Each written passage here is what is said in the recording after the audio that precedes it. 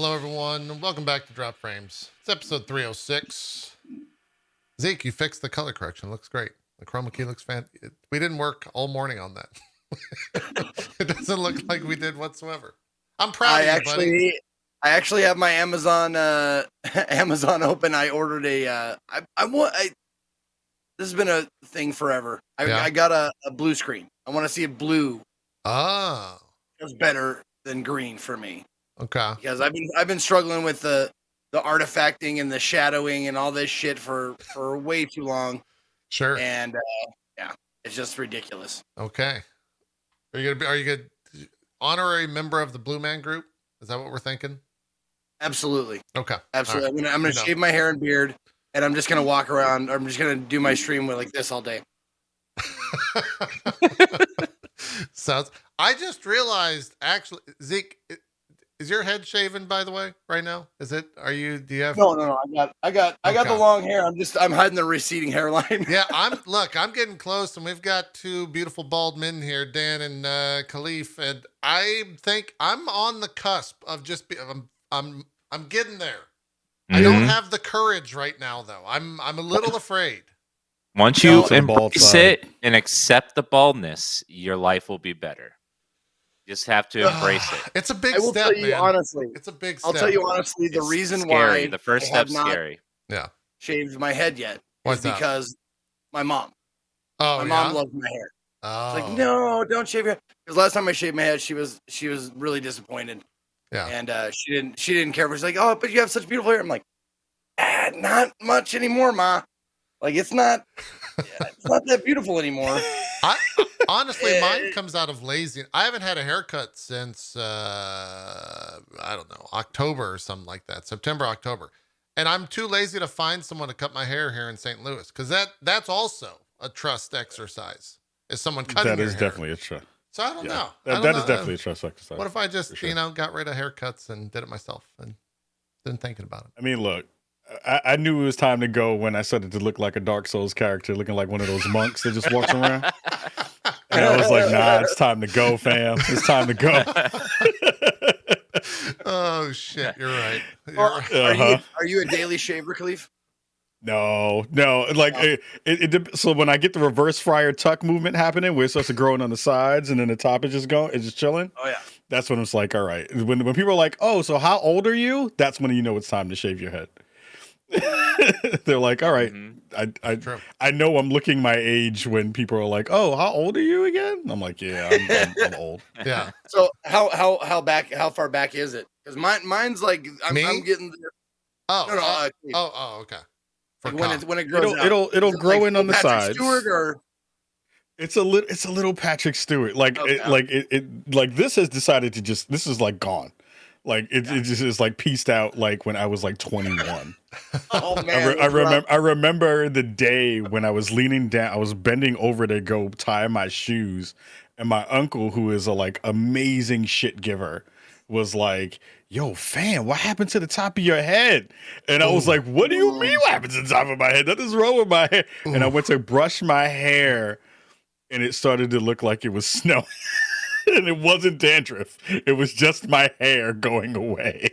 I was like, no. So yeah it was a long time. I get it. No, I got these top time highlight videos I show, and they're all like from all the years I've been streaming, and I've been on Twitch and Just TV for 9-10 years now, and you'll see videos of me from like 8 or 9 years ago, and this just like full like huge, like I had this long curly mane of like Fabio hair, and I look at that and I want to weep. Like I didn't appreciate it when I had it. Yeah, it would simplify a lot of things. No haircuts, in and out of the shower much faster. There's no like blow drying of hair, drying. You just get in there, get out. It's so fast. That seems great to me. The biggest life hack, JP, the like absolute biggest, is you can roll out of bed and just go, and no one knows you didn't take a shower some days. Oh, that's hair to look messy. I have to shower every day. That's just like a to wake me up type deal. But I get what you're saying. That's a good idea. What are we trying to say, Colin? This is when I knew that baldness had won.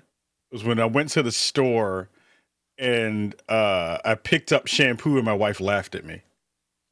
She was like, for what? She was like, why? You still have to do She's something, like, what? though, right? Like, you gotta... Not like use soap for your eyebrows and your beard, but like you shampoo in your beard. Like, no, you're not using shampoo for that. Use all the soap for that. It doesn't matter. I was like, sort of like what? Let's. This is a weird start to a gaming. This is podcast, perfect. But I love this. This is perfect. What do you do to like manage the scalp? Do you have to use like some sort of like lotion or some shit, or do you just let it go? I mean, lotion, yeah, because lotion or baby oil, you know, it's actually that's really not good for your pores. Sure. But like, yeah, like baby oil or a little bit of lotion. Make sure you don't look ashy. Make sure you don't look tarnished out in the world.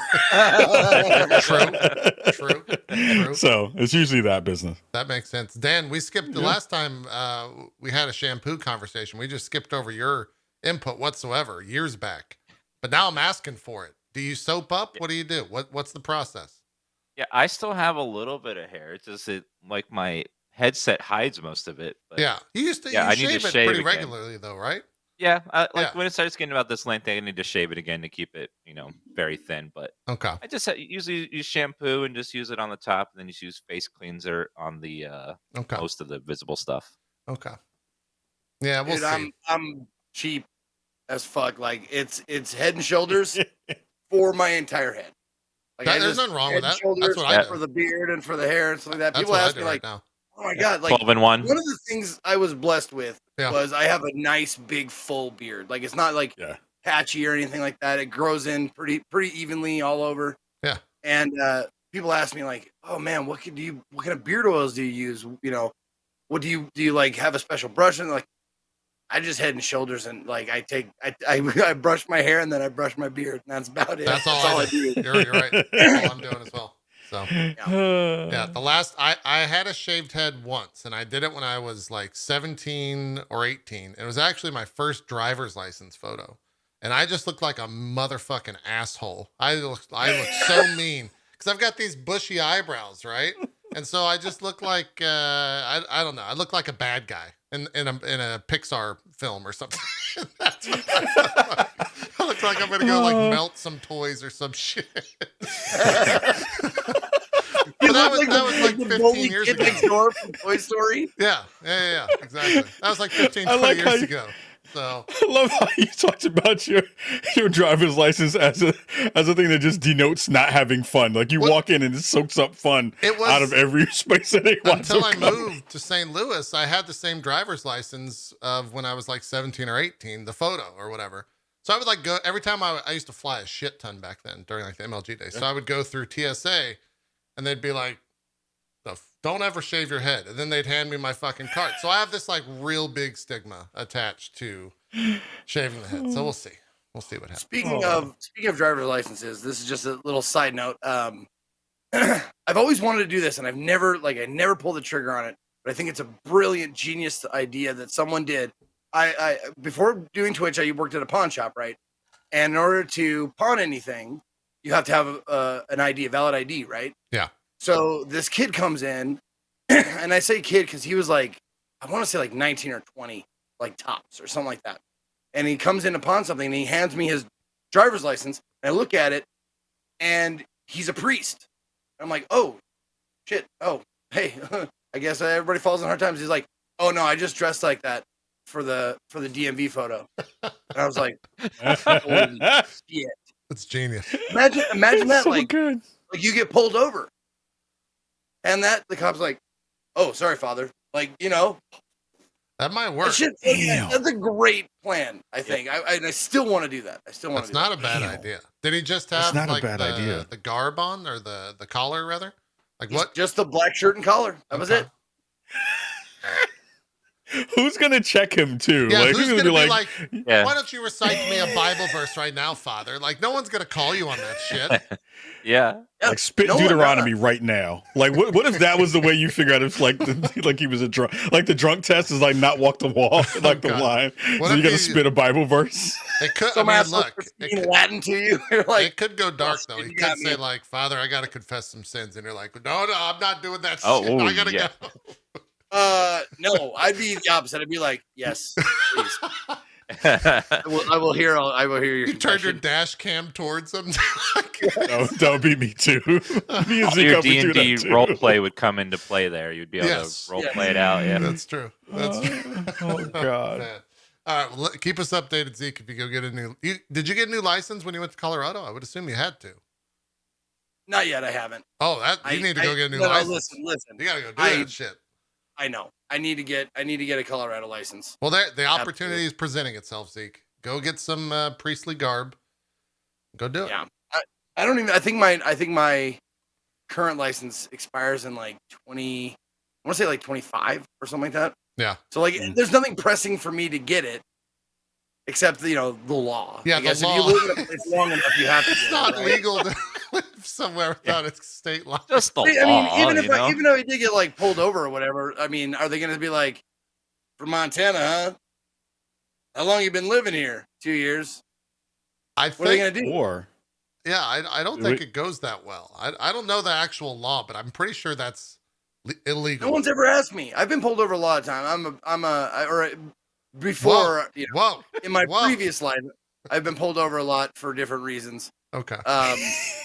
And no one's ever like, even when I got pulled over like in Wyoming or Colorado, like going to, because I would visit Denver to go to concerts and stuff. Sure. And I've been pulled over. Wyoming's terrible, like the worst state to drive through as far as getting pulled over goes. Yeah. Because those fucking cops have nothing to do out there. So they're just like waiting for someone to go 3 miles per hour over the speed limit, which they will pull you over for. True. So word to the wise. Yeah. You go through Wyoming. this is the perfect reason for you to do the priest thing now, because then when they pull you over and your license is expired, you can say, "Hey, I don't believe in the Gregorian calendar. Fuck that. I don't do that. That's not my thing. I don't believe in that version of time and space. I'm speaking to a higher power in a higher time frame. So you can't use that expired license on me nonsense." Yeah. Write him a note. I took a vow of silence. Look, all of this is great. You should just go do it. Just go. What I was saying was, like, I've been pulled over in different states other than my license says, and they've never like even asked me anything about that. They just figure I'm visiting. I guess if it has your old address, then yeah, you could just say, "Oh yeah, I'm visiting." Yeah, it does. It does. Although, and also like my yeah, don't tell anybody, but my license plates are also from Montana because they are drastically cheaper. Oh really? Is Colorado expensive for the? My brother's been living in LA for 12 years and he still has Montana plates. Holy shit! Okay, all right. Because it's disgusting how expensive they are to get. Yeah, in certain states. I don't remember them being too expensive when we moved here. I don't even remember the cost, to be honest. So it must have not been crazy. But anyways, constantly getting his license plates tags mailed to him from our old house where my other brother still lives in Montana. Oh, okay. All right. He's got that trick. That makes sense. Well, anyways, this is Drop Frames. We do talk about games every once in a while to steal from another podcast host. Kahlief Adams, welcome to the show. This is your first time here. We've had Dan on multiple times. He's old news. We know what Dan's doing. But we don't know much See you about guys you. later. Thanks for having me on. Oh, Love you, Dan. Look, Dan, you just slide right back in. You know how this fucking show goes. You know how this is. Do we know the number for Dan real quick? On how many times he's been on? Oh, I know we have a spreadsheet for that. We do have a spreadsheet. Yeah, let me. Returning champion. I'm gonna say 11. I have to figure out where that spreadsheet is. I'll do that I'll do that during the break, maybe. I didn't mean to derail. No. I forgot that we had that list. That's probably at least 10. I was told if I get 10 punches, I get a free coffee. That's true. Yeah, that's still going. That's true. Give me your address and I'll send some Starbucks over or something like that. Okay. Yeah. Let me know. You have a stream feed or whatever. What was that? What's that thing where you can send food to the streamer? Stream treats, isn't that? Oh yeah. Yeah, there you go. You have the stream treats. I'll get that over to you right now. Something like that. Anyways, Kahlief, welcome to the show. Yep. We usually have our guests kind of give a little bit of information about themselves so that the community could understand where you're coming from, what you got, and what you're all about. So why don't you do you have like a quick bio prepared? I think every streamer kind of has something that they say very. I ask you on an airplane, hey, what do you do for a living? What's going on, Kyle? I would tell you First of all, I'd be like, "You're fucking nosy on this plane, asking me all these goddamn That's questions. true. Get That's out of a my good exit answer. row Good and let me answer. sit my ass down." Second of all, answer. I'd say thank you for having me. Big fan of all the work that y'all do, and massive fan of the show.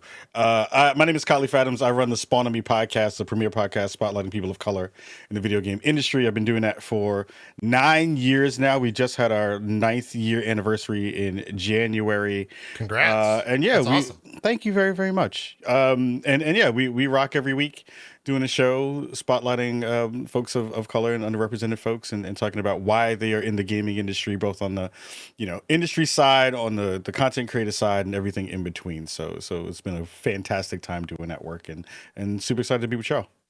And is it are you solo on the show? Or are you with co-hosts or? We started off the show with co-host my co-founder Cicero Holmes from out in Chicago. When I started the show, I was back home in New York, in Brooklyn. Well, I'm from the Bronx, but then moved to Brooklyn. You have to say that, because if not, Bronx people will come for you. Okay.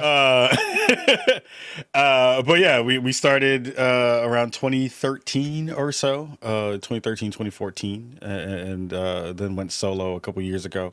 And been rocking ever since. It's been a fantastic journey. So it's been super dope. Awesome. Did you go into the business being with the idea of being POC centric, like for the thing, or did that become a thing? That was the kind of impetus for it. The kind of initial thrust of it was like I was back home working a union IT job and feeling really bad teaching old women how to use mice, because they were like, "How do you use the mouse? I'm scared."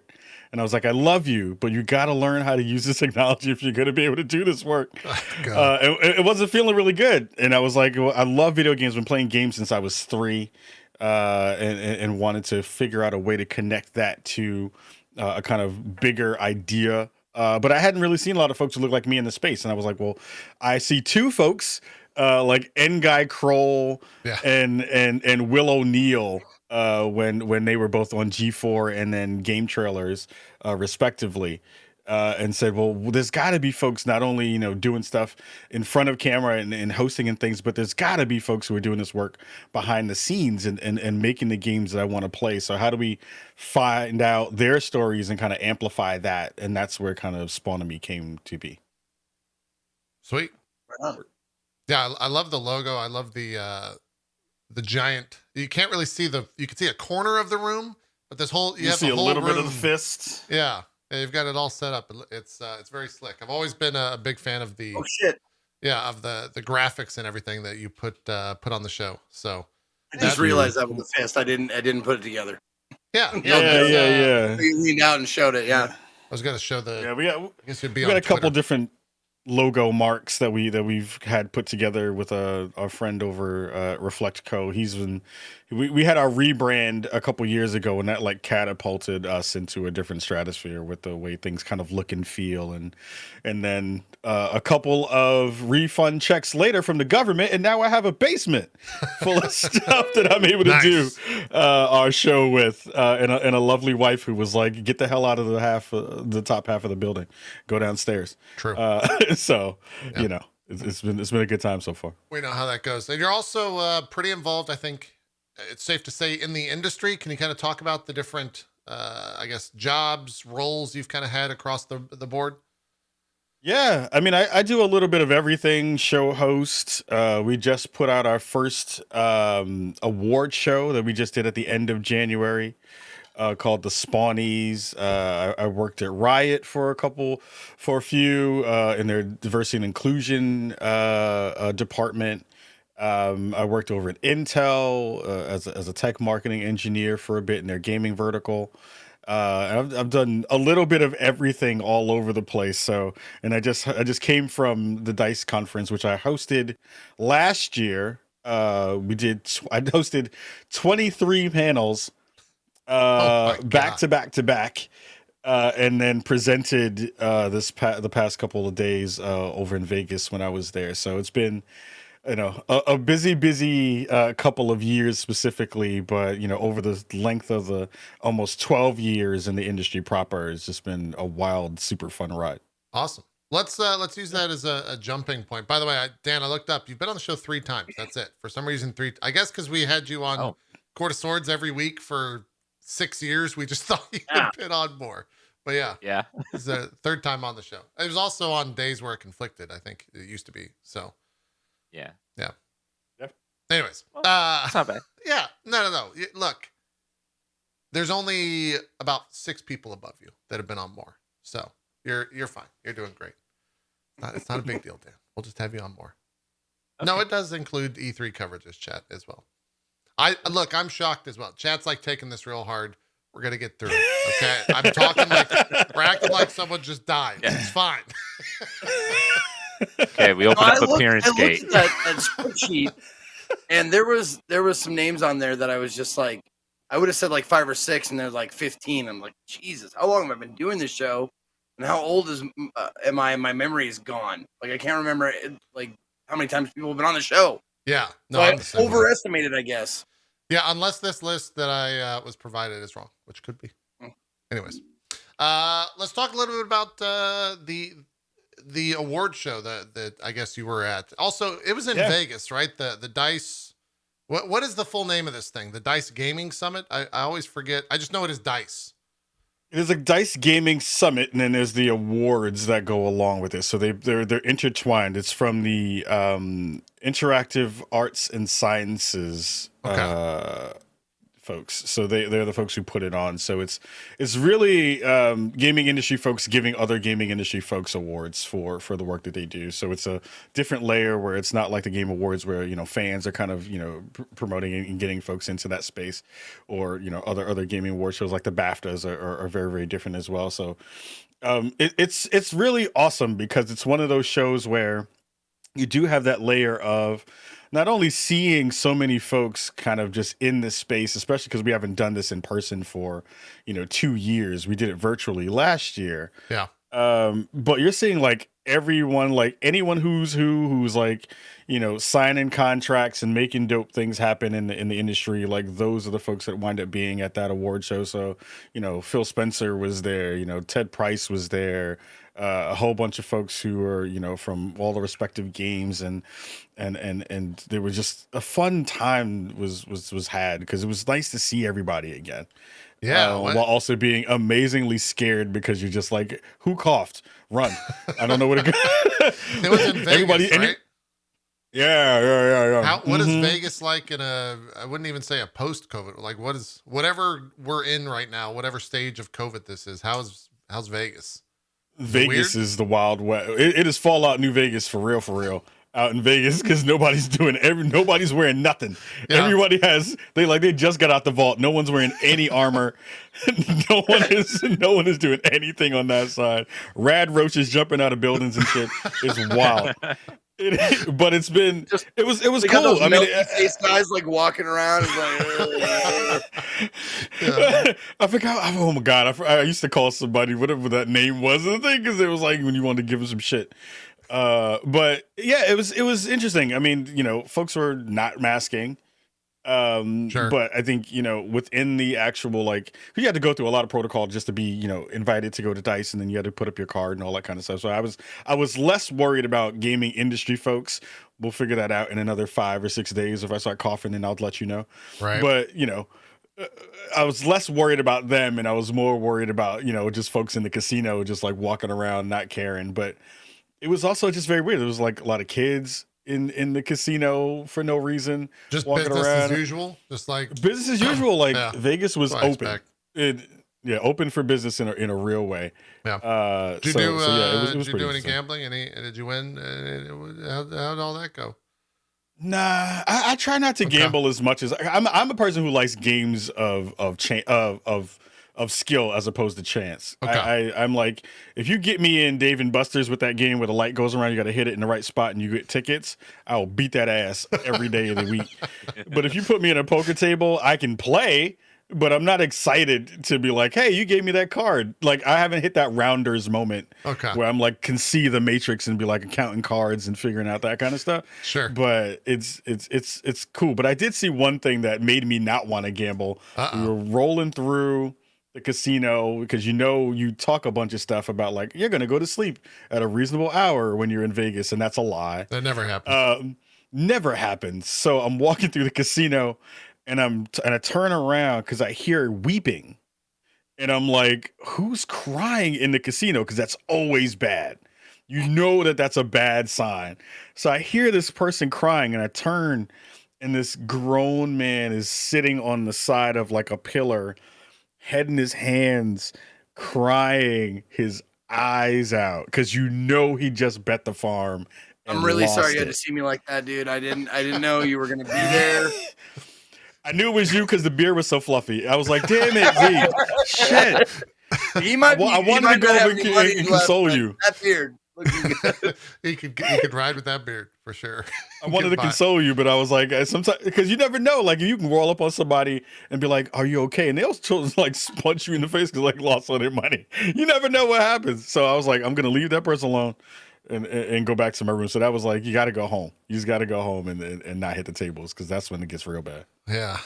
I would expect them to escort that person out of there as fast as possible. Because if you want like the poster child for why you shouldn't be in this room, just look at that guy right there crying against the wall. Get him out of there as fast as possible. I mean, you either get two versions of it. Scrambling. Oh, for sure. You get two versions of it. You get the folks who are like bet the farm and then they're super sad, and then you get the really wild drunks at the end of the night too, which is the get the lovable drunk, and then you get the hey, we got to escort you out of the building drunks. Yeah. I'm sorry you had to see me like that. I didn't know like that was out of my mind. Hey, those free drinks, they catch up on you. They do. Wild Claws, man. Those Wild Claws will fuck you up. Dude, when I was in Vegas, like I was sitting there and I was gambling like for literally hours, and I got like 2 drinks, and I was like, man, I was lied to. Like they don't like, and I'm not like I tip them. Yeah, I tip them good and stuff like that. Like, but like, I was sitting there like my drink's been empty for an hour and no one's come back to me a drink. Like this is bullshit. I need to go somewhere else. I think. Yeah, maybe go to a different place. I don't know. Yeah, Vegas is like you're under constant surveillance. So if they're seeing that you're like winning a lot of money, then they start sending the waitresses to you more and more to try to get you drunker to lose more money. Yeah. It's weird how all that works. You know what? That's probably what it was. I was just losing, so they didn't need to sap me for anything. I guess big winners start getting the attention of all the wait staff. It seems that's true. Yeah, might have been. Are you a show guy, Kahlief? Do you go to the Vegas shows or anything like that? I wanted to this year, but it was weird because I was only really there for 3 days, and like 2 days. Like, so Dice is interesting. So Dice will usually start like on a Saturday, and they have all these fun activities that you can do, and you can go karting, and they have a golfing tournament and poker tournament, all that stuff. But I'm poor, so I'm not going to those because they're expensive. So I was like, I'm going to go in, and I try to hit conferences real, as a business person, hit them real quick, get in, do what you got to do, network, knock all that stuff out, handle the thing you came there for, and then dip out.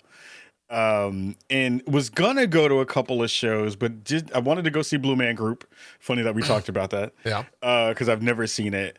And they had an interesting like Michael Jackson show. I don't know if it was going to be like, impersonators or holograms or what it was going to wind up being, but there was a Michael Jackson show in there, and I didn't see it. But for the shows I didn't go see this time around, I'm heading back to Vegas in like a couple of weeks for a wedding, so it's going to be. Oh God! Okay. I'll probably try to. Yeah, it's going to be. That's a different Vegas. So that's like so like that whole thing. I was like, I'm not going to wild out on this trip because I'm probably definitely going to wild out on the second trip. And then from there, I'm going and flying out for my 10-year anniversary. So it'll be a long couple of weeks coming up at the end of April. Yeah, you got busy times ahead. Yeah, Vegas is the type of place where I feel like if you're there for more than 3 or 4 days, you're not doing Vegas. That's too much. That's way too much time on the strip. It doesn't go well after that. The one thing I did miss that I actually wanted to do was less about shows, and I wanted to go have White Castles on the strip. which is because there's a White Castle's right on the strip, and I was like, oh, I can't get White Castles here in Portland, so I want to go see it when I went there, because that was like a huge surprise when I went the last time I went. Yeah. I was like, they have White Castles here? You can blow up my colon in Vegas? This is gonna be so dope. You know, I never thought about so that. good. White Castle is probably pretty territorial, right? They only pop up in certain places because there's not. We have some White Castle here in Denver. Missouri. I gotta say, I don't understand the hoop. Maybe this is because I don't smoke regularly, but I don't understand the hoopla around White Castle. I really don't. I've never had food from White Castle and been like, oh, that's tasty. No, JP, I love White Castle. Really? In my opinion, it's like PBR, like the beer PBR. Yeah. It's like everybody kind of knows it's crap, but like the people who like it. Okay. You know, really like it. I mean, I'm not disrespecting like, it. I enjoy PBR. I like it. That's what I drink usually. If I'm just drinking like a regular beer that I can get anywhere, I drink a PBR. And it's just because, like, you know, I've gotten used to it. I can stand it. And, you know, eventually you come to look forward to it. Sure. I guess That's the best back of the box quote for PBR. Every time I see a White Castle, I go to one. It's like they were in Ohio, and I can't like get them here in North Carolina. So I loved every time I see one, I go there, I grab them, and then I regret it immediately after. Like it tears you apart inside. But when they're going down, they're amazing. Yeah, my first White Castle experience was actually in Raleigh, North Carolina, and at an MLG, and we went and we had to buy suits the day prior to the fucking. They wanted us in suits and they didn't tell us, so we had to go to a Men's Warehouse, buy suits, and then we went and got food at White Castle. And I'd never been before, so we bought a shit ton of White Castle. That was not a good day the next day. Broadcasting. No. Those suits, they did not make it out of that convention. Oh, no. There was BO everywhere. It was a bad time.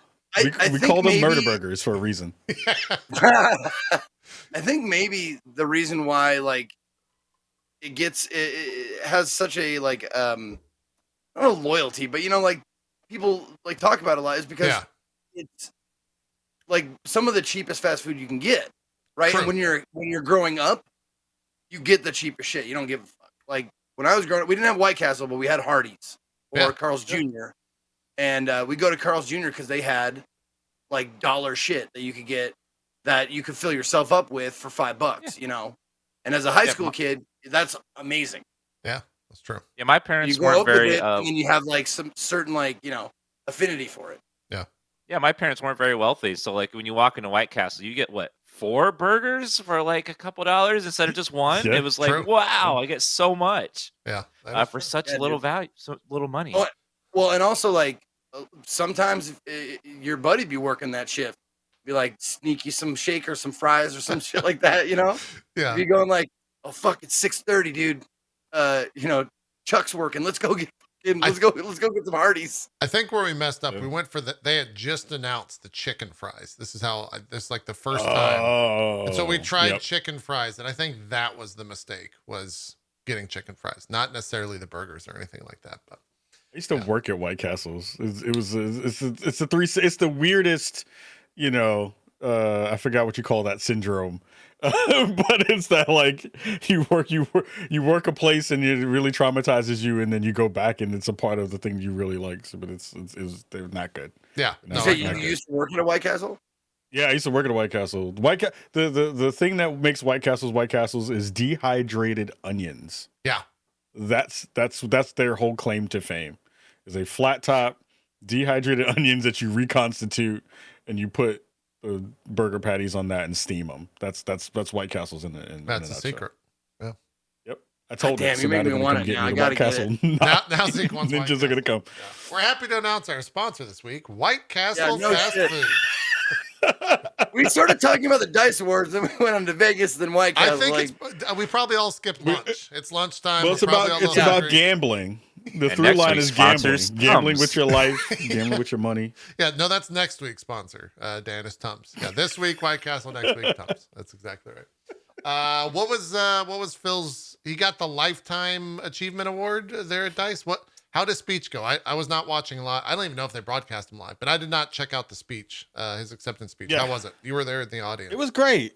It was fantastic. I mean, the thing that Phil really brought home was the conversation about, wanting to, excuse me, show and talk about why, all of us sticking together and making sure that we're kind of making the space safer for all of us to play is really important. And if you have a platform and a voice, that you should be using it to kind of uplift that message in a real way. So like seeing him as like one of the top dudes in gaming, showcase and share that message was really powerful, because it was like, we're hoping to see that message continue to kind of flourish, in that way. And it was also really weird to go on after him. Oh God, you had to follow Phil? I followed Phil. Man, they did you dirty. What the fuck? To announce the family game of the year and the racing game of the year. So it was nice to walk up on that, like see him in the backstage area, and then be like, all right, I have to go walk onto this stage with Jessica Chobot coming back at me, Greg Miller walking back at me to intro me, and then I have to do this in front of all of the biggest names in gaming. Oof. And not fall flat on my face and read the prompter right. Did you know what the prompter was going to say ahead of time? Did they give you a card or anything? I did. Okay. I had a script, but I ad-libbed the script anyway, and I'm sure that they're mad at me, but it's fine.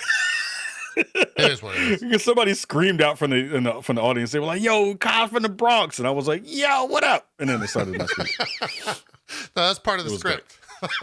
Yeah. That was totally it. Yeah. You got to do that. Dropped a couple Pootie Tang lines and then dipped out. The other thing, Ed Boon was there. That was probably the bigger award, or another big award, maybe, not to compare the two. Yeah, he's now in the Hall of Fame, the AIAS Hall of Fame. And for me, that was the highlight of the show. I am a huge Ed Boon Mortal Kombat NetherRealm Studios fan. That was one of my favorite games growing up, and to see him continue to do this work for 30 years plus, and getting a chance to like see him get this award while I was in the room, knowing how that game changed my life literally. It was a really just special moment. So like, not only was he there, but like the initial founders from Midway who started up Mortal Kombat were there. The cat who played Nightwolf in the original game was there. I was like seeing people, and I was like, "Is that such and such? Like that's that guy." You're making the connections. I know. Of all these. Yeah, I'm like seeing the people, and I'm like, "Holy crap!" Like it was a very special moment to be in that room, and see him win that award. So I went up to him and told him thank you. For all the work that he did, and chatted and went and hung out with Phil a little bit after the show and talked to him about that kind of stuff. It was a great weekend for me and for the industry, I think, in a real way. That's awesome. Yeah. Ed Boon's one of the nicer, if not nicest people I've ever seen just handle himself. He just seems very humble, doesn't have an ego, for someone that could very easily have an ego with how much clout he has. And for the game that he makes, right? Yeah. Exactly. Like he makes a gory, blood fest of a game, but also he, it's a fighting game, so there's a certain, stigma and around that is, partially justified. Like fighting games are competitive, so yeah, you have to have an ego. It draws a certain attitude of person, that kind of stuff, a lot of times. So to find someone like that who, bucks the norm or whatever is really cool. Yeah. Super nice dude. Well, cool. That wraps up the DICE stuff. No, there was no like DICE, not necessarily it's not the Game Awards, right? There's no big announcements that come out of there. It's more about the people. It's about the games. I think It Takes Two ended up winning Game of the Year from there. They won I have it up here, Game of the Year. Yeah. Ratchet and Clank won a bunch of awards during the show. I think like 5 or 6 awards during the show. Dang. It was pretty good. Any awards that shocked you? Or is it seems like they kind of, I didn't see anything that was super out of the ordinary. I know Endwalker won for MMO or something like that. Community maybe. Battlefield 2042 being nominated for Outstanding Technical Achievement. Really? I was like, What are you Wow. talking Okay. about right now? Okay. But I can't front. They were in my category for best shooter for my award show too. It's just the way it works, folks. It's not my Yeah. fault. Yeah. That's But how it is, but that's a little strange. Yeah. yeah, it was like what? Like IGN chat was like, what? What's happening right now? Okay. Yeah. But I know yeah. some of the bigger news bites out of the show was Greg getting up there and saying fuck Bobby Kotick. That was a big deal. Live on air.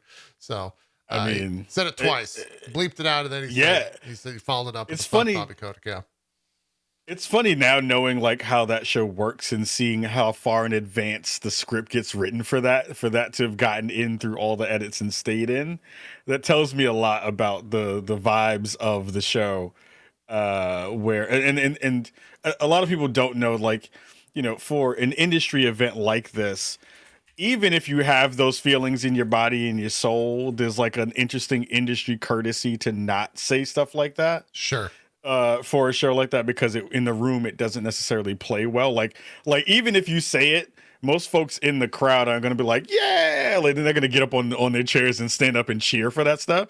People were like, yo, fuck Bobby Kotick in the crowd. I was like, oh, okay. I mean, yeah, like, yes, but also like, oh, like, okay, like folks are just saying it. Okay, I dig it. Do it. Yeah. Rock it. Yeah. It's an interesting time for sure. It shows like that where, what was it, 3 months ago or something at the Game Awards? It was that whole thing happened, and now that's kind of where we're at so quickly after. But yeah, for sure. Greg got out there, so that was a big deal. I'm going through the Dice Awards here, and you're talking about like surprises here. I didn't watch the show or anything, but I'm looking at the winners, and I come across the outstanding achievement for an independent game. And some of the ones you might think were on their Death's Door, Inscription, Loop Hero. The winner ended up being a game called Unpacking, which is like a sweet, nice game about, moving on with your life and stuff like that. Yeah. That's surprising. Like in that category, that game, like as far as hype or, people talking about it, would be like 4th or 5th on the list, but it ended up winning, that's pretty cool. Yeah. I like that. Yeah. Very surprising. I've heard pretty good things about that. I saw a couple of streams of it, but that is a little bit surprising as well. Zeke, I guess, is It Takes Two considered indie anymore? I mean, isn't that still part of like EA's indie offshoot, or is that just the prior game that he made? Like we had one of those long conversation about that during Indie Week about what constitutes indie. Yeah, I mean, it's always a moving target, right? We did with Rami. Like it just comes down to feeling. Does it feel indie? Yeah, that's true. Yeah, because I mean, if you really think about like what that constitutes, Double Fine is an indie studio, right? Right. If you think about like indie versus not indie, so Psychonauts 2 is an indie game if you really want to think about it that way. But Unpacking is a very, very indie game in comparison to that, for sure. Very true. Very true. Yeah. Well, cool. Let's shuffle on to some of the other news. Did you guys see the Street Fighter announcement? This teaser thing? This swole ass fucking wide Ryu that they showed. Looks absurd. You gotta put that on Thickums Ryu. Look at this thing. This guy is swole as shit. Look at those muscles. He makes Chris Redfield look tiny. The toes need some work. I got these toes. Those are some fugly toes. Like, what are they doing? They got to work on the toes here. A little. I'm mad because you can tell he shaved his toes. Yeah. There's not like no hair on it. Ryu gets a full shave. He gets a full body shave, except for his beard. Yeah, he's got some hot dog toes though. Honestly, like go back to that. Yeah, the image of him, like the chest image or whatever. Yeah, right here. Yeah. It honestly, it looks like to me. Like someone, it was in 3x4, and then someone made it widescreen. Yeah, yeah, stretched. It looks like he ate another Ryu. He's wide as fuck. The Street Fighter 5 Ryu ate the Street Fighter 4 Ryu, and that's how you got the Street Fighter 6 Ryu. I think that's what happened. Adam Driver Ryu. Yeah. Oh God, I saw the Adam Driver Star Wars shots with him wearing the like black pants and no shirt. That shit was hilarious. But yeah, these are some swole ass motherfuckers. I'm very curious to see the rest of the characters in the roster. This is the new that character was introduced towards the end of Street Fighter V, but the other big hot topic is this logo.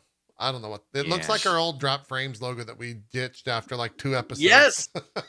I saw something interesting about the logos. Apparently, it's almost identical to a default picture inside Adobe, and Adobe, Really? the guy that owns the image, wants to sell the rights to it to Street Fighter. Oh, because Jesus. it's so similar. Like it's like they made the border a little bit thinner and stuff, but it's almost exactly the same. Yeah, they're like the 6 just looks out of play. I don't know. This can't be final. I want to click on it because I feel like there's notifications there. Yeah. Yes. It was like somebody was like, Street Fighter has 6 emails, and I was like, yeah, that's dope. Yeah. Oh my! Now that I've seen that, I can't unsee that. You're totally right. It's like on a phone app or some shit. Jesus Christ! That's like maybe the biggest complaint about all this. I don't the art direction I'm fine with. I think these characters look crazy. I'm really curious what the other people in the roster like. What does a Guile look like? What does a Chun like? Are Chun-Li's thighs just this, but just like fucking crazy? Like if Ryu's chest is that wide, like Chun-Li's thighs, those are gonna be crazy. Like that. I don't even want to know what Cammy's booty gonna look like in this game. That's Right? gonna just be ridiculous. Totally. You went to the booty. I was thinking about rectangular boobies. Like I was thinking about these. Yeah. Like they're gonna be like very oblong. Yeah. The other characters gotta like be crazy looking. It's going to be really interesting to see where they land this though, because it feels like this can't be final art for what this game is going to wind up being. And also, like, you know, that if it did look like that, that would all be cutscene stuff, which would be pretty interesting. But the thing I'm most excited is that they're doing this all, or at least it sounds like they're doing this stuff in RE Engine, which would be real cool to see how a Street Fighter game in that engine would look. So that would be super cool. Yeah. Yeah. Oh God, RE as in Resident Evil. Yeah, same engine as like RE8. Oh, God, I hope it doesn't. Street Fighter with tank controls. It'll be God, I'm sure they'll be right in the streets. It does look. Dan mentioned Chris Redfield. It definitely does look a little Chris Redfieldy to me. So yeah, I wonder how much work went into that. If that was a like rushed situation where they wanted to announce it, because the announcement happened. So they did this giant countdown, right? They announced the countdown like 6 or 7 days out. The countdown got to be like 1 minute away, but they were announcing it live on the Capcom Pro Tour. And the Capcom Pro Tour final game went extremely long. So the timer counts down, and I'm watching Maximilian, dude, who's got like 60,000 viewers or some shit on a stream, ready to watch this. The timer ends. They're in match like it's a best of 11, and they're in round like 3 or some shit. Yeah. Oh, so the timer ends, and then Daigo, who's down one, he's won 1 game and lost 5, starts bringing it back. He brings it back to like 4-5, and they're like 20 minutes over when this announcement was supposed to start. And then he ends up losing. They like say, thanks for coming out to the Capcom Pro Tour. We'll see you next year. We've got a couple announcements. And then they show the announcement after that, like 20 minutes after the actual countdown type deal. So it was so funny to watch someone like, and Daigo is a freaking savant. He's like one of the most well-known Street Fighter fighting game players on the planet, and everyone was like, yo, Daigo, hurry up and lose. Just fucking lose, dude. hurry up and lose, bro. Dude. Yeah. We want to see tank driver Ryu. Yeah. Just get out of here. But how shitty of them to like, right? It's I'm sure there are people planning. like rooting for him to lose and stuff like that, and that's terrible. It is. Right? It totally is. That's awful. It was blaming some one person that's not their fault. Very odd planning for sure. Playing shit. Yeah. Very strange. But that's how it was announced. So that was last Sunday at like I think it was 11:20 or something tonight, my time. So like little past midnight. We got some more information on the VR2 out of PlayStation. They showed some photos of the headset here. Let me pull this up. Very excited for this. Yeah, the controllers look really good. The headset's type deal where I just feel like I'm gonna have to wear it, see how it handles. But there's the PlayStation VR2. We had seen the controllers. I think they showed that last time. Did they release any other information about the actual headset? Nothing new. Yeah, they're just saying, 4K HDR, state-of-the-art graphical rendering, all that type of stuff. Making a lot of hoopla about the controllers. The thing that I saw that made me laugh the hardest was because they showed a render of it from the side where you can actually see the connection cable that will be going into your PS5. And so many folks were mad at the fact that it had a cable and it wasn't wireless.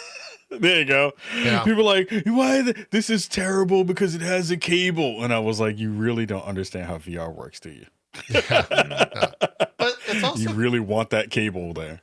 I wonder, what is actually being... Because that just looks like a 3.5 cable for audio, right? Like, that's a small-ass cable to transmit a bunch of data over, especially if they're pulling 4K. Just going to say that, if that's all the cable that it is, that's awesome. It's tiny. Yeah. The original shit is... It's like... I remember it was like a little brick that sat on my chest with, 3 cables, going into it, and it was heavy. You could feel it. It was always there. Yeah. If that's it, that's a good step. Yeah. It could be USB-C, perhaps. That's what I'm thinking. Probably most likely. But still, that's a lot of data. That would not, you wouldn't want that to route, and especially because you have that USB-C cable in the front of your machine, because you wouldn't want that to be the thing that routes into the back of your console. Yeah. So yeah, I'm excited for them to be able to get that form factor down even smaller. It does feel like I am not necessarily as excited about the controllers yet. That orb spherical thing that they've put on there feels a little bit unnecessary, but maybe that's like, hey, don't beat people in the face when you're spinning around playing games. Like maybe that's the guard for that. Yeah. But yeah, I mean, from the specs that they've got in there, inside out FOV stuff, 4K per eye kind of stuff, I think, or at least 4K in total. Right. I mean, it's really impressive what they put into that much smaller package than even the first one was. Yeah, for sure. Dude, for the money, the PlayStation, the PSVR, totally comparable to any other VR that I've tried, or had tried up till that point. Yeah. That being the Vive and I think the Oculus Rift, the corded one. PSVR was half the price and almost as good quality. Barely even noticeable quality wise. Yeah. Yeah. It's got the tightening knob in the back. I mean, there's definitely a lot of similarities to the Index that I can see. They're not talking about price from what I can tell. And side note, it was by far, the PSVR original was by far the most comfortable of the VR headsets to wear. Really? Even over the Index for you? No, back then. I'm not okay. I haven't. For me, the Index is is around with the Index yet. Yeah, the Index is the king for me. It's got this giant padded thing right here, so you can get it really really tight on your head, and it feels fine. Can get all of the outside light out for me. Definitely super excited for that. Less excited about the fact that I'll probably have to get another set of prescription VR lenses. Now that I've done that for mine, I'm a little reluctant to have to do that again. But that's it. That's a me problem. That's a glasses user problem. Which we've got some here on the show, but same. Yeah. My head can't fit inside the Index unless with these glasses. So I have to get some smaller frames or something like that, or just wait another 4 weeks from wherever the hell they're shipping from. Yeah, that's the PSVR 2 stuff. Had some news this morning, and I'm so glad. Kai, I don't know about you in terms of Pokemon, but I know Dan's a big Pokemon fan. Me, Zeke, and Co. We don't even know how to spell Pokemon as far as that goes. We don't even talk about this shit. But they announced some stuff this morning. Pokemon Scarlet and Pokemon Violet, which will be the third Pokemon game releasing this year. As they said, it's coming in late 2022, and they're calling it an open world Pokemon. Dan, how did the trailer sit with you? I'll try to pull up some of the screenshots they showed. Yeah, they didn't show much of the gameplay, just snippets here and there, but it looks a lot like Arceus, but less bad. Arceus was Arceus was right. Like, I played Arceus. I thought it was a very fun game. It just looked like ass, but like gameplay wise, it was the best Pokemon game to date I've played. Where they had the fantasy of just walking around, seeing Pokemon, and then seeing shinies in the wild. You could see that it's shiny. You can go and throw a ball at it without having to battle it. There were seamless battles. You just walk up to something, and the battle just starts without a loading screen, and that was amazing as a Pokemon player. Sure. It's just the performance on the Switch and the looks of it was just not great. So I hope that in this time they've learned how to optimize it more because it just did not run good on the Switch, and it makes me pray and hope that they finally start releasing them on PC at some point. Yeah. People can start playing them in like the way the game deserves to be played, like high frame rate, like good textures and stuff. But other than that, like if it's like Arceus where it's open world and you can just throw balls at Pokemon and catch them like the way you did in Arceus, I'm going to be a big fan of that. It's a great step in the right direction for what Pokemon should be. It's just the Switch holding it back. Yeah. There's a lot. I think if we see the next Breath of the Wild anytime soon, that's going to be another common complaint, common critic of it is that like it's on a Switch. Like this, it's fucking old hardware. Give us something new. It runs. It looks bad, in so many different ways. I don't know if you have seen the Dolphin emulation for Breath of the Wild, but like that stuff is incredible looking. Just upscaled to or up-res to 4K, even with the current art still in there. Like to be able to play a 4K 60 version of that is phenomenal. And so I just hope that Nintendo has something planned in the next year or two. Because you're right. I played a little bit of Arceus, Dan, and the biggest issue I had with it is that it was like 720p 30. It looked like shit. Yeah. It was terrible looking. Some of the textures were like you walk right up to them, it's like you need glasses. It's super blurry. Yeah. The Pokemon themselves looked cool. Like I thought those looked fine, but it was the fucking ugly ass tree next to it that had like two images like this where you can see. It's like that's a tree. Okay, whatever. And later you get flying and you can look down at trees and it look even worse because you can tell like the illusion's gone. You know. Yeah. They announced the 3 starter Pokemon. Dan, I'm gonna get you Weed cat. We got Sprigatito. Dude, look at that pot leaf on its face. I'm not kidding. And the red eyes, the whole thing. Leaf. Oh, that's definitely Weed Cat. You're right. A grass cat Pokemon is adorable though, and they haven't done a grass cat before. So it's for people that are fans of Pokemon, they're freaking out about the cat. What? But even cuter is the fire one that's coming up next. Before we move on, I just love we get full details provided by the Pokemon Company. This thing is 1 feet 4 inches and it weighs 9 pounds. In case anyone is curious. The ability is essential overgrown. information. Yeah. It says the capricious, attention-seeking grass cat Pokemon. 9 pounds of weed. Yeah, Sprigatito. I guarantee you there will be a strain somewhere in some dope shop somewhere in California called the Sprigatito. And it's gonna, it's gonna say, oh yeah, Denver. Yeah, Denver will probably have some as well. Colorado. I'm at the weed store with a lady at least once every couple of weeks. Yeah, they will definitely have a strain. A Spriga. What is the name? What's the name? Sprigatito. Spriga, and then Tito's vodka. That's the thing. Okay. You get some Spriga weed, and then you get some Tito's vodka, and you got Sprigatito. Yeah, that's what happened. They would have a special Pokemon bong. All bong. If that Pokemon's power isn't rolling, then I don't want it. Yeah, it's true. That's what, Nintendo's going to come out with a special collector's edition bong. Dan, you just gave him the idea. That sounds right. Right. Nintendo's out. And open up to new markets. Yep. Next one is this one. This is Fuecoco, I guess is how you should pronounce that. He's also 1 foot 4 inches, but he weighs 21.6 pounds. Damn. He's thick. He's a thick boy. Yeah. Damn. Yeah. He's a fire croc Pokemon is his category. Oh, come on. And his ability is Blaze. Fire croc? The laid back fire croc Pokemon that does things at its own pace. Dude, okay, so they swapped the description of Spriga and this guy. Maybe Fway and Sprigga are friends. You know, he brings the fire, she brings you got to have one There you go. without the yeah. It's like Rogue and Gambit, like they're not really supposed to touch, but they absorb each other power. That's true. Yep. That's true.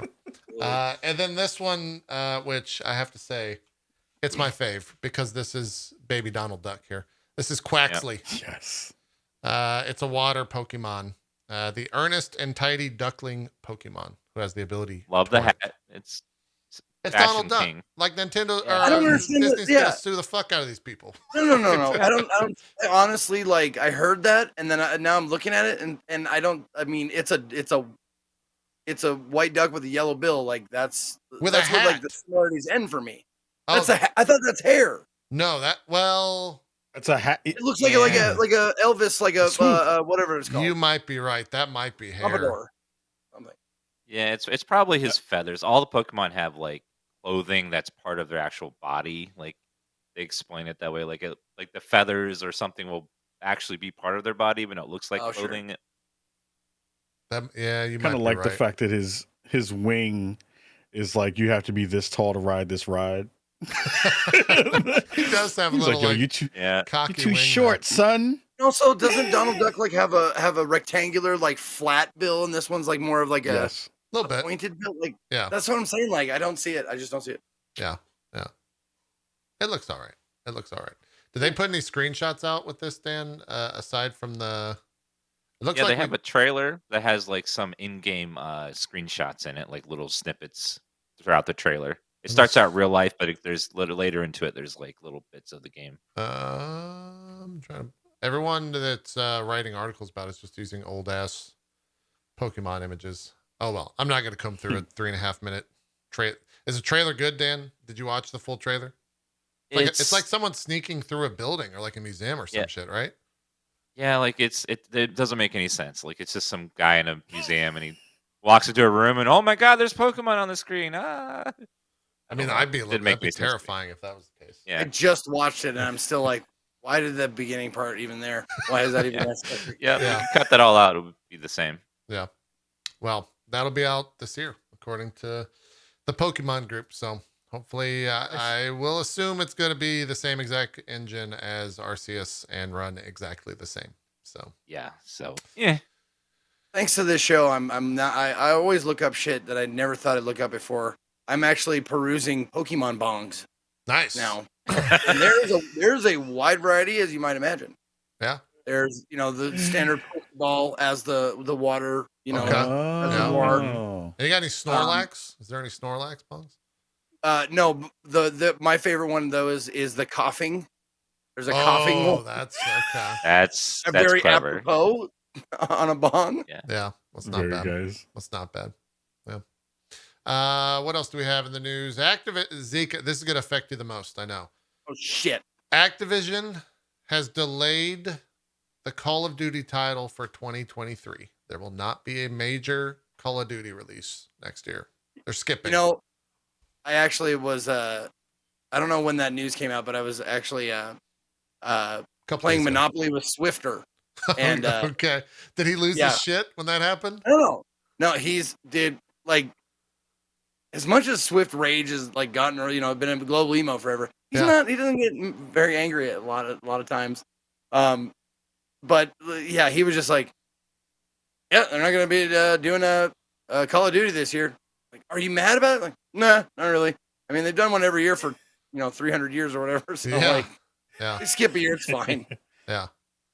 It's it's kind of a, I mean, I don't think it's a big deal, but it is kind of a big deal, right? Like they've done it for so long now that it's just become an industry standard. Like, oh yeah, let's, new Call of Duty comes out October, November. It's going to sell a shit ton of units. It's kind of the same as like if Madden or if FIFA skipped a year type deal, right? Like the people that actually play that very effective are very affected and they still sell millions upon millions every year. So you will probably see, year over year, the sales of games down that year because there won't be a Call of Duty. I think it needs it though. I think give them more time, actually freshen up that, whatever that series is. It didn't sell that well with Vanguard.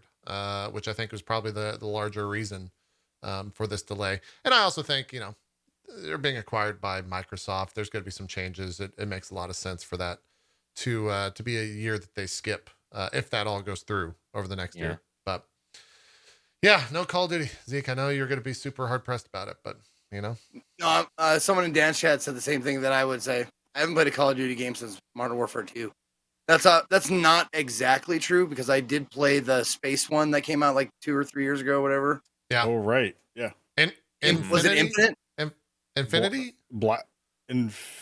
Was that called? Yeah. What was that? I don't remember I think what it that was was. Because it wasn't a One Black with Ops Kevin game. Spacey, wasn't it? No, that was Advanced Yes. Warfare. Kevin yeah. Spacey was Advanced Warfare. Infinite Warfare. There it is. Infinite Warfare. Infinite Okay. Warfare. Yeah.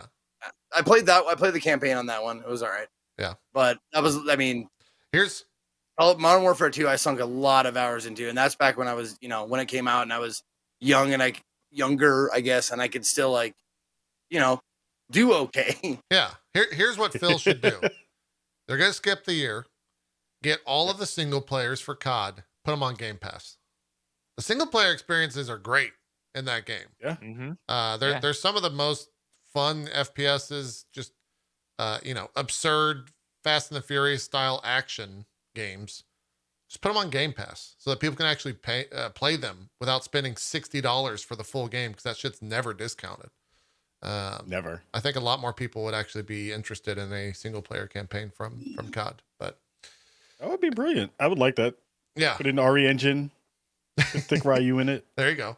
Just have him be a side character. It'd be great. Just walk around shirtless punching people on the battlefield.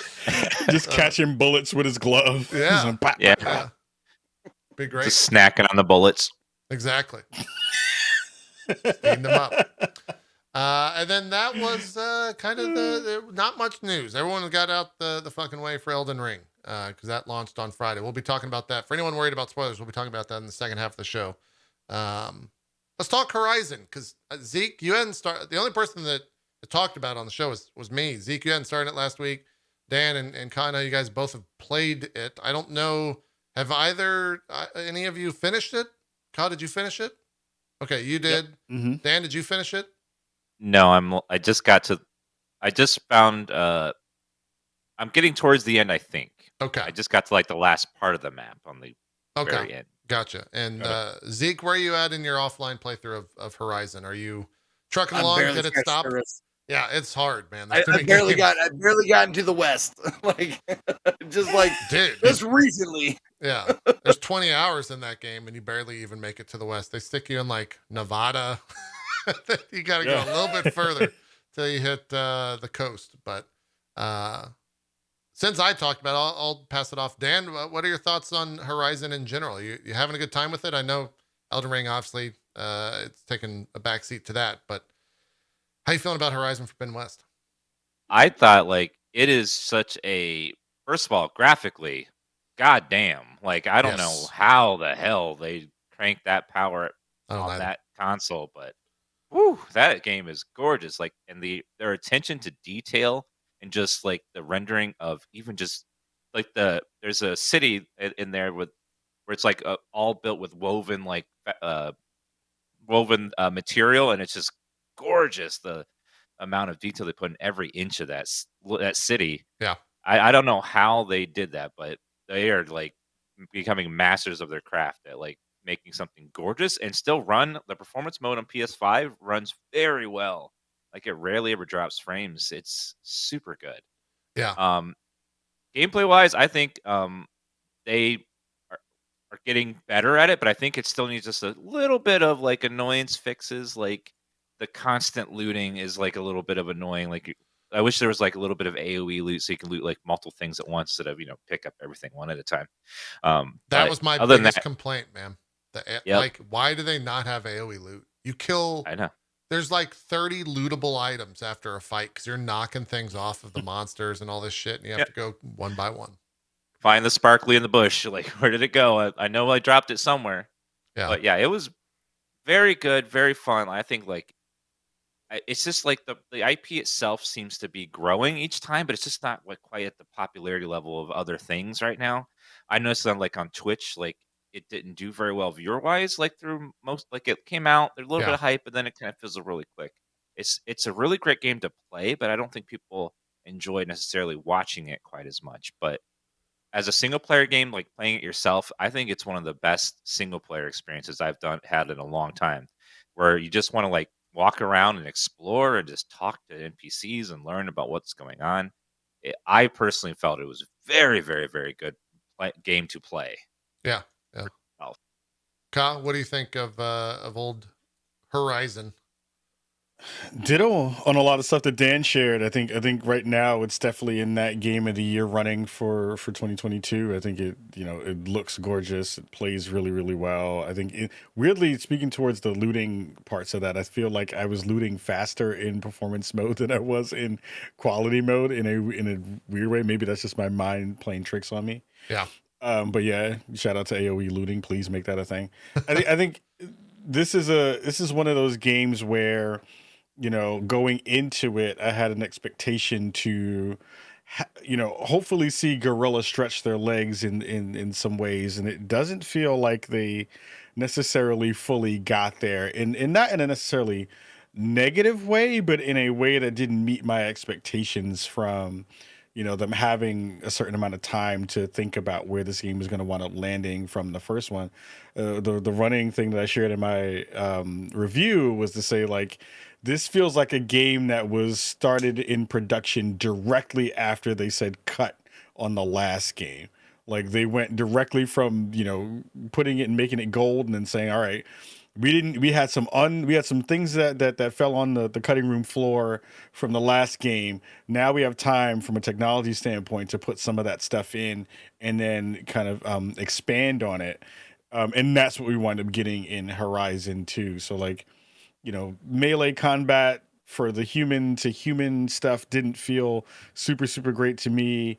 The climbing mechanics were really awkward still, which for a game where you're doing a lot of that felt really weird and funky. Sure. So it feels like anytime you're aiming down sights with your bow, that's when Horizon feels really good. When you're slowing down time, looking at parts on a monster to kind of peel off, that's when Horizon feels like it's at its greatest. But I think the thing that makes me really excited is not just to get a chance to play this and have my time with it, because I spent 50 hours in it and really only got through like 37% of it complete, which means I have a bunch of stuff to go do. Is with Sony now putting more games on PC, I am dying to see what this thing is going to look like on PC. Absolutely. This game is going to be redonkulous on PC when they wind up putting it out. Yeah. So yeah, it was a fun time. It's just I think it didn't hit exactly what I was hoping for, but it is really really good. Zeke, did you have you said you've barely touched it, right? Like you open it up, played a little bit. I saw your comment about her hair being fucking crazy in cutscenes. Couldn't agree more. Yeah, that was the one thing that Medusa really out like here. everything else. I'm crazy. just looking at like the fucking mountains and the beasts and the trees and the snow and the everything. And then you like get up close to like one person, and that one person like perfect facial expressions, like they're acting with their their eyebrows, like you can see like without saying anything, they're saying something, that kind of shit. Yeah. And then cut to Aloy, it's like blah, blah, blah, blah, blah, blah, blah, blah, blah. Yep. Yeah. It's like, what the fuck? Give it some weight or something. I don't know how to like what. You made everybody else's hair look fine. Hers is just out of the fucking control, man. It is a little out of control. Yeah. I definitely had some, speaking of the cutscenes, last week I was very much praising the game pretty much nonstop. Definitely had some cutscenes where people just like, very emotional moment happening in a cutscene, and then someone just like pops up behind them. Yeah. They're just like, what? And then they like turn, look at the camera, and then they just pop away. You're like, what the hell is going on? Like that happened a couple times. I also had a guy just like wander into the screen, look at the two of us talking, and then just like kind of backwalk. Like it was like their animation was somehow bugged or something. And that was really fun to witness. But you can't, I can't make fun of it too much, because the motion capped actors in almost every scene, not only are they incredible voice actors, or actors, I really should start saying, but like their animations are just throughout the entire game. You know, I spent 30 hours, didn't do a single side quest, but everything that I experienced was just the tip top of the line when it came to like presentation, the acting incorporated and all that. And they're like software, they're software and hardware when it comes to that motion tracking stuff. I wish they would lend that out to every studio that makes video games, because holy shit, how do you even like, how do you as another studio look at that and not want that in your game? Like it just, it's absurd. It made playing Dying Light look like I was playing a different generation of video games. It did. Is really the best way that I can discuss that. The thing that I've noticed, like I noticed when I was playing, and then I think should be like the new watchword if you're doing realistic looking video games with you know, that in a serious environment, not like a farce or a satire or anything like that. Yeah. Like this, you know, they take everything seriously. Is nonverbal. Like the nonverbal communication that they have in this game is the best in any game I've ever seen. Agreed. Yeah. Yeah. Yeah. Mhm. I will also state graphically, and I think Dan, you said this or touched on this. This is probably the best looking game I've ever seen. There are some areas in the West, which I would like live. I wish the game was just in this, and like, Kyle, I think you know what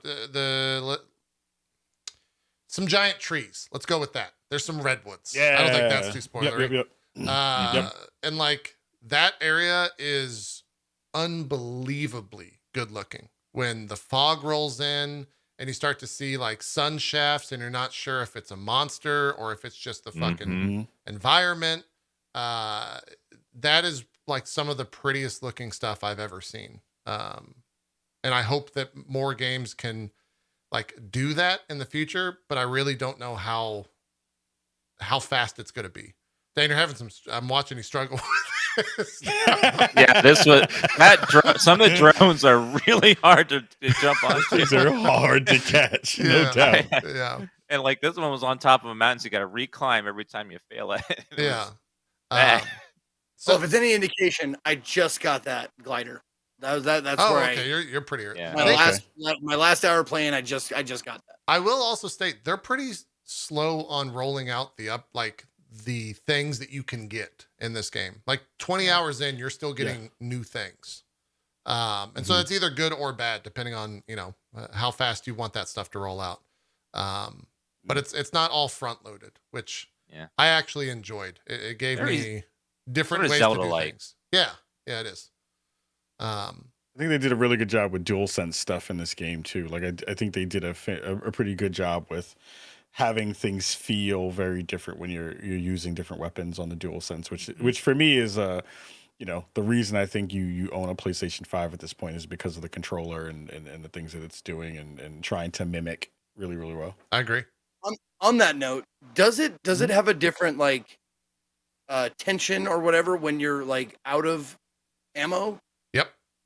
I was gonna say like it doesn't draw I thought the I bow remembered back, so like playing the game and like trying to pull out something, and then it was like no resistance. I'm like, oh shit, that means I'm out of ammo. Yeah. Yep. That was really cool for me. There was another one where if you run up to a door and it's one of the doors where you have to like stick the staff in and like pry it open, before you even interact with the door, you just walk up to it and you like push in on R2. It immediately stops you like as hard as it possibly can, as if there's a door that you're like prying open. And it sounds so stupid to say that is like a gimmick, but it actually is really cool in actual practice within the game. And I find myself whenever I would see those doors like, oh yeah, it's gonna be really hard to actually pull the trigger. Yeah. It's such like a small gimmick, but it really does add a lot to the experience. The stuff like Zeke mentioned with the different strength that you have to pull when you're out of ammo and all that stuff. I really enjoyed it. Drains the fuck out of a battery though.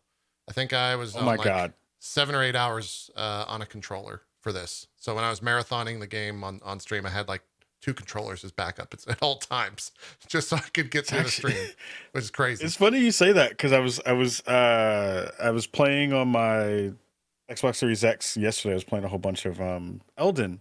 Yeah. And I was like, oh God, I've literally played like 12 hours today. And looked to go see how much the battery had drained on the controller. It was still pretty much full Yeah. on my Elite controller, which I was like blown away by. And my DualSense controllers like die pretty quickly in that respect.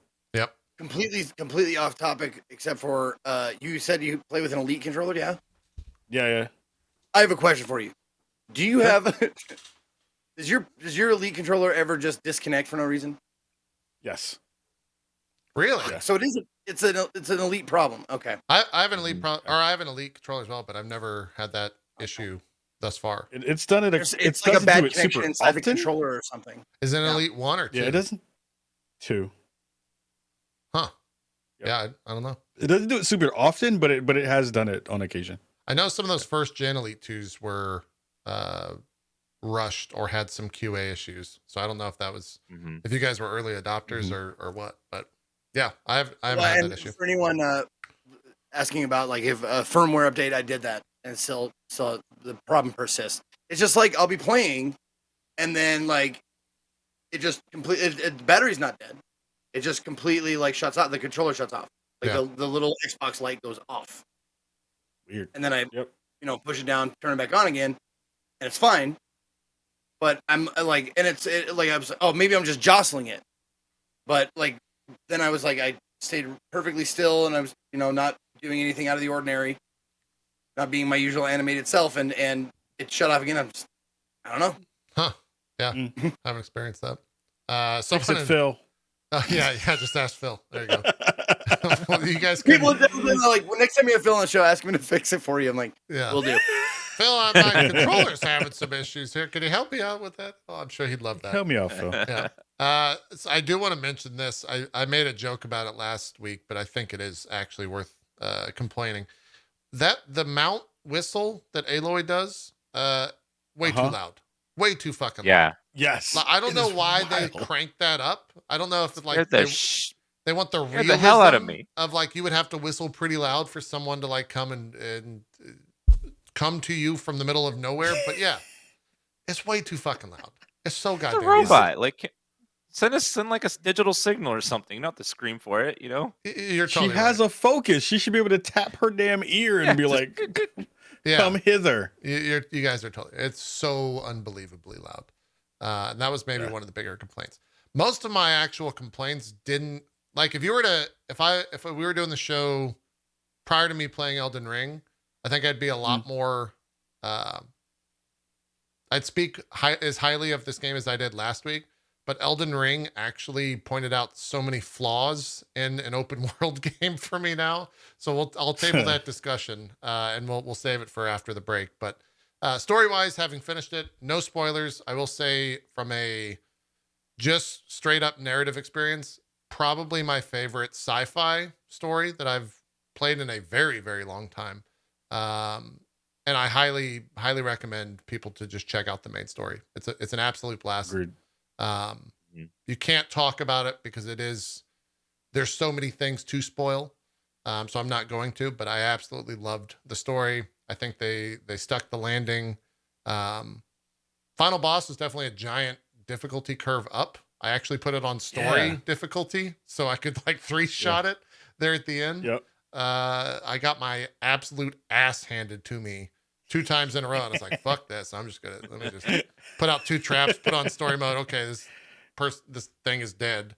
There we go. Great. Let's see the end. I was also impressed by just how massive of a game is, how many side quests and areas there are to explore. It is, if you are like 100%er, this is a huge game. Like you'll get tons of value out of it if you wanted to do quests and stuff. Yeah. Do everything would require a massive amount of time. It will. Yeah. Me and Kyle were talking before the show. I think we both finished the game with about 30 hours played, and we were both in the 30% completion within the game statistics. So it's probably a 50, 60 hour game. And even in doing the story missions, you go to a certain point, and I think they end up at like 33 or 34 level of the quest. But there's like a level 25 quest, and then right next to the level 25 quest area is a level 40 open world thing. And so the game definitely expects you to be somewhat over leveled for a lot of that stuff. Because if I walked anywhere near the level 40 thing, I would just get one tapped by whatever creature, whatever human was there. They would just, I would be done in a second. So it definitely seems like the type of game where it wants you to finish the main story and then go back and do all that other stuff, or it's open to that. It doesn't shun that style of play, which I think is cool, because I'll probably go back and do the story stuff, the side story stuff. They all seemed very good from what I could play, and a lot of the side stories continue character stories within the game that you meet across your time in it. So any more story that I can get from that, I'm super into. And the acting and motion capture made like some of the side quests that would just be like, go get 10 bear hides. But the actor just delivered it in such a way that you're like, yeah, I'll do it. Don't worry. I got this. My I people are got dying, this. Aloy. We need these fucking bear hides. Do you see this? This kid back here is dying. She's bleeding out in front of us. Look at her. And then the face just conveys so much emotion and sadness. You're like, fine, I'll go get the fucking bear hides. Yeah, I'll do it. I got it.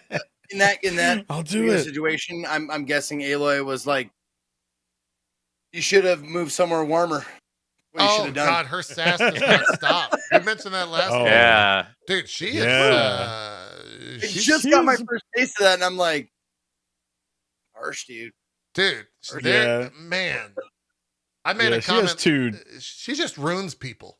She just straight up, like, you meet all these cultures that have,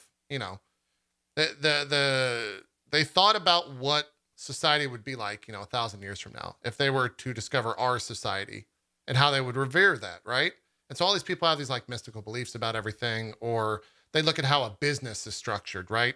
And they model their entire life after a company, which is fucking bonkers to see that in game. But then they run into Aloy, and she's just like, you guys are fucking stupid. Like, this is a joke. Like, this was a company. Can you go to like some gameplay or something? Oh, yeah. Sorry. I'm trying not to look at this. Yeah. Sorry about that. Thank you, buddy. Yeah, Here, she definitely rolls in and is like, yo, I know everything and you know nothing. Yeah. For a lot of that story, which made me not necessarily like her as much in this game as I did in the previous game, but that's the conversation for another day. She just destroys their lives. Like these people that like join your team, so to speak, and you're like, yeah, all that shit that you've known for 20 years, it's fucking bullshit. This is actually what happened. But doesn't that like make sense of someone who's like had a peek behind the curtain? It does. Like you're like, yeah. We praise the sun, everything's great, and then you're like, oh, it's all fucking bullshit. It's all lies. Everything we know is it's gonna make anybody cynical, You're not wrong. Yeah. I just felt bad for the characters that she was, Yeah. It also didn't feel long enough from like, and I guess in the lore, again, I'm not going to go into any spoilers, but it feels like from the previous game to where she is now, it isn't like a decade of time that has passed between those things, which makes it feel like a months. little bit I think it's dickish. like 6 months. Yeah, it's like months or something like that. It's like that one friend that got into the club and you didn't get into the club, and they come back out and they're like, "Yo, it's dope in there." You have no idea how cool it is in the club. Sucks you can't be in the club though because you're still out on the line. And I'm like, "Yo, you're an asshole, Aloy." Yeah. Well, and a lot of that stuff is just like, yo, check this focus out. Here's a focus, and then they like put the focus on, and then the mind blown moment occurs, and then you start to see their entire society just crumble in their brain. They're like, oh, fuck, all of my, like, oh my God, 20 years. I'm just surrounded by idiots in real time. It have a weed Pokemon now. Everything has changed. It's great. It's great. That's the look of piercing the veil. Yes. I will say this. It's a character name. If you care about it at all, I'm going to say it because it's my favorite / worst thing in this game. The person that I hate so much in this game is named CO. and it's spelled CEO. And I'm not going to talk about why, but they are just the absolute fucking worst. And I hate everything about their being, and I think it's incredible writing for someone to be named that. But Yeah. Yeah, god damn it. They popped up on screen and I just was like, oh, Well, you fucking that, piece like, of that- shit. That little bit of information kind of like, I'm wondering if they tackle or they address that anywhere in the lore or in, like, I don't know, Why he's named somewhere that? I didn't see where they like Aloy is like alloy, you know, like metal, like that. CEO, CO, like maybe they saw it like on a door. Oh, they of, talk like, an about old why he's ruin or named something. CO. Oh, they okay. Never It's mind. like, yeah, it's story relevant. Yeah. Cool. But God, the writing on him, like they knew exactly what the fuck they're doing. And I fucking hate him. I just hate his ass because he handles himself so much like his name. Just like Walt said it, it's like this fucking prick. I'm excited to get back to it in a month and a half when I'm finally done with Elden Ring. Yeah. And on that note, I think that's a good segue to a break. Because I am literally I have not had anyone to talk to about Elden Ring because I didn't want to bother anyone's playthrough. And so we'll jump into some discussion. And we're gonna try, just for anyone wondering, we're gonna try and keep it surface and vague for my benefit, as well as yours. It's I mean, we'll talk about it in the next half. It'll be very hard to have like meaningful discussions about that game and not spoil some of that stuff, but we'll do our best. Yeah. So I'm really dying to talk about it. So let's go to a break. We'll come back in about 5 or 6 minutes and discuss the crazy game that is Elden Ring. So BRB, more drop frames right after this. We'll see you guys then.